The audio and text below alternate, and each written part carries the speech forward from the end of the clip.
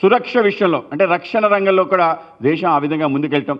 ఏ దేశమైనా ఈ దేశంపై కన్నెత్తి చూడాలి అంటే ఒకటికి రెండు సార్లు ఆలోచన చేసుకునే విధంగా దేశం యొక్క పరిస్థితి.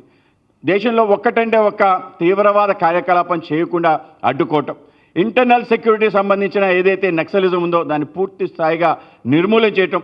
ఏ ఒక్క జిల్లాలో కూడా నక్సల్ ప్రభావం లేకుండా చేసిన తీరు 12 సంవత్సరాల్లో చేసిన అద్భుత విజయంగా ఏదైతే రెడ్ కారిడార్ నిర్మాణం చేయాలి అని చెప్పి ఆ రోజు చైనాకి బాసటగా ఈ ప్రాంతం నుంచి నేపాల్ గుండా వెళ్ళాలి అని చెప్పి ఏ కళ అయితే కన్నారో ఆ కళని తుంచేయడంతో పాటు మొత్తం మావో ఏదైతే ఆలోచన ఉందో ఆ ఆలోచన కూడా పూర్తి స్థాయిలో నాశనం చేసి ఆ విధంగా దేశాన్ని సురక్షితం వైపు ఇంటర్నల్ సెక్యూరిటీ తీసుకెళ్ళడం జరిగింది.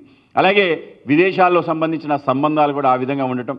చైనా గతంలో అనేక రకాల విషయాలు చేసేది, ఇవాళ అనేక రకాల విషయాలు ఒకటికి రెండు సార్లు ఆలోచన చేసే పరిస్థితి.